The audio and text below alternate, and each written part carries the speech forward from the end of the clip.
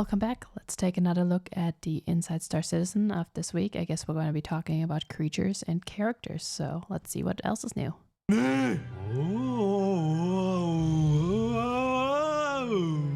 Oh my, I like to moo so much. Moo moo. Yeah, we're just out in the cold here, just doing cow stuff out in the cold. Aye, we always moo like that and eat loads of grass, aye. Oh, it's so f***ing cold! Moo.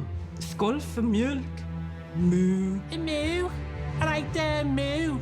Jared m'a fait dire ces lignes, donc je dois dire le mot. Meu, sacre meu. An entire episode dedicated to cows.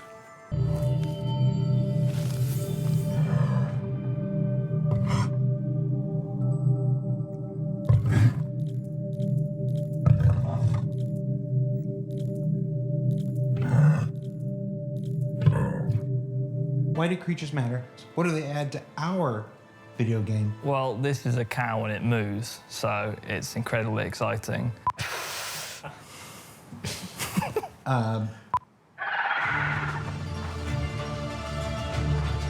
Creatures in general add believability to the world and the experience. And in general, when you're flying your ship or driving around, seeing fauna running around and just being in the world, it's like, oh, cool, I'm actually like, you know, on a planet, I'm in an environment.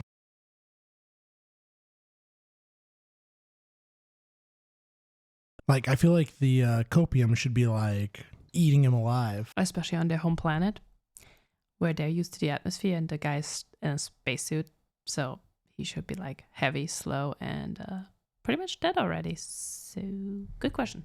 Heavy depends on the pull of gravity, so maybe he's light, but still, yeah, I would expect four-legged creatures to typically be faster than the two-legged counterparts.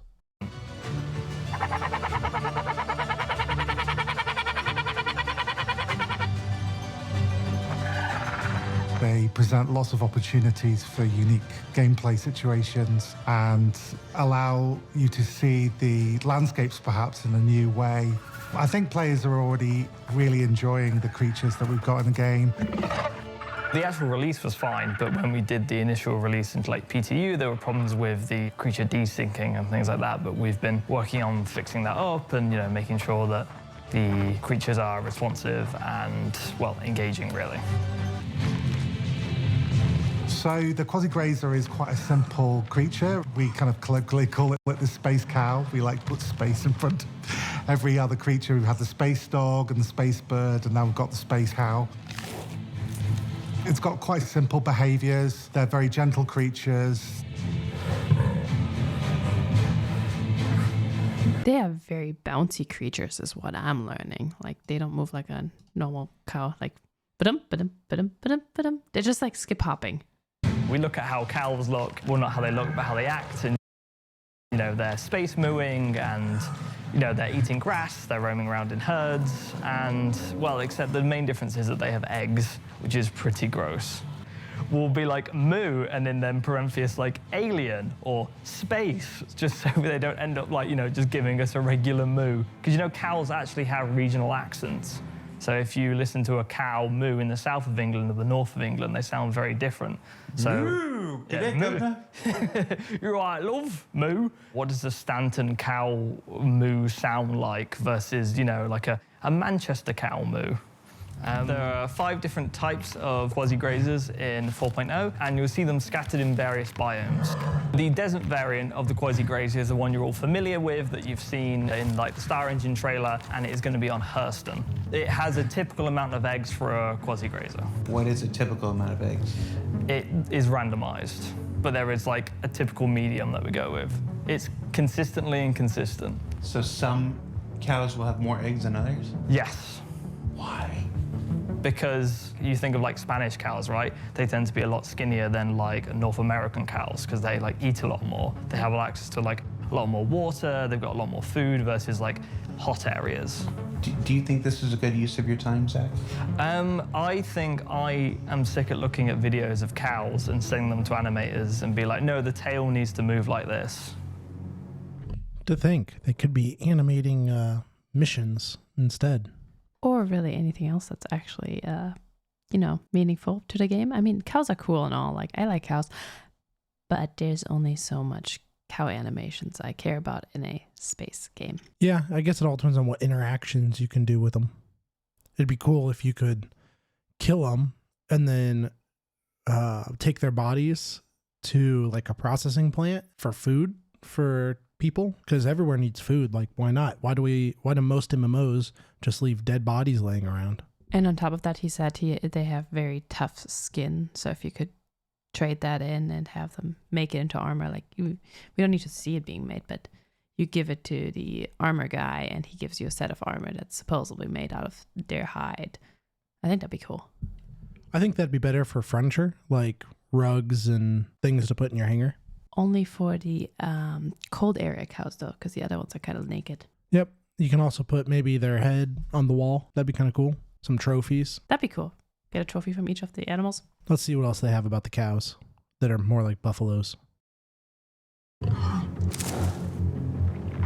The next kind is the boreal forest, which is quite nice as they are on microtech. You'll see that it has hair around its neck and its faceplate is more pronounced. So they will be spawning near copions and near the Mareks as well. And if they ever end up crossing paths, there will be arguments between them. I don't think that the copions will loot the cow eggs, but it just means there's a nice systemic gameplay that you can come across where a copion has hunted a cow in this case.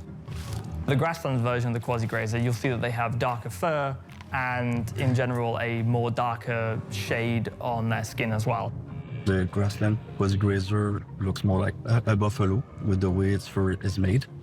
And lastly, the one I'm most excited about is the Arctic variant. You will find the tundra space cow in the tundra, the more cold area. The Arctic space cow looks more like a buffalo. But yeah, definitely cool. There doesn't look to be much grass they're eating. But I guess they would dig it up and eat it from underneath. But making a rug out of that would be pretty cool. Let's see what else they got. Is of microtech. The Arctic space cow we did was one animal that we actually had to do fully covered in fur, which is quite a challenge. I remember Chris saying we want to see hordes of them passing by. So he's talking about 20 or 30 or even hundreds of them passing by. So it would have to be really optimized, and at the same time would have to hit the quality bar. We managed to create a very interesting, fluffy creature that you're going to be able to enjoy very soon. It's fully covered in hair, and it's using similar tech to what we have on the human beings. You imagine like winds and when it moves and things like that, its fur is basically fully reactive to those elements. So it makes the animations come a lot more alive, and it really shows how having these simulated elements on the creature using our hair tech. I'm going to assume all these little particles flying around are some sort of bug. So I'm glad they kept that realism of cows always being surrounded by some sort of fly. It's great. Lots of time probably spent on that. Yeah, my only thing is they talk about how nice the hair is. You ever seen a buffalo's hair up close? It's kind of matted. It's not, luscious locks. I mean, to be fair, if you look at this, it kind of looks like, yeah, it has some texture to it, but it does look like it could be matted, especially from this angle. The beard, so to say, looks like a big mat. Is just gorgeous. The ones with fur look really super cute. I think we want some tongue physics in there as well, because normal cows are quite licky. Okay, the views and opinions of Andrew Davies do not represent those of Cloud Imperium Games, Robert Space Industries, or its subsidiaries. I'm having to say this too much lately. Interestingly, it is the only variant without eggs, and instead you'll be able to loot this creature's tongue. What? Yeah, the tongue. That is food. Now, can I loot more meat off them? Get like 1 SCU box per cow of meat? That'd be cool. Because then you could sell it and make it time sensitive. So like it'll spoil, or because you have to get it into town or sell it fast enough. I think that'd be pretty cool. Although I'm really weirded out by the fact that the tongue is like super stiff. Like the guy was holding it as if it was like a knife or something. I mean, having gone to the store and picked one up, they are pretty stiff. That's true, but it's still weird. And I wonder if the space cows have a rough tongue like they do in real life. It looked like there was some texturing to it. Not that we'll be able to feel it, but maybe 20 years from now when the game releases, you will have a 4D experience and you get to feel it all. You mean when we pass it on to the children? Or grandchildren. Yeah. Whoever gets to play the game. All right, let's see what else we have that is not tongues. It's a very non-lethal kind of set dressing for planets type of animal.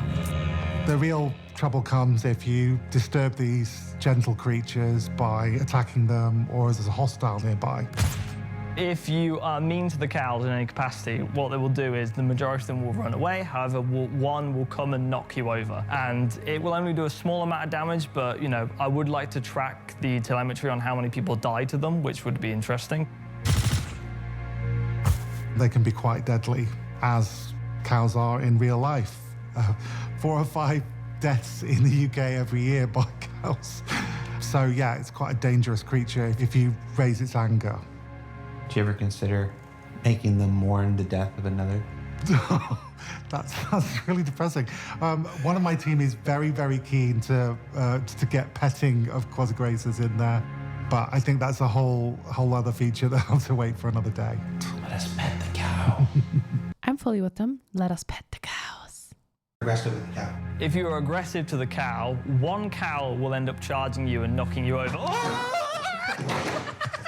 You saw it here. The host is a cow. Now, with all of them that close together, I'd love to just fly over with a bomber and then just bomb them all and then fly down and pick everything up. Should be easy enough, right? Like, yeah, why go down and shoot them? Why not just take a Spirit A1 bomber and just boom, and then you're done? question is there anything left afterwards to pick up? And is the value worth the cost of the bomb? Good one, good one. Yeah, I don't think that's the case.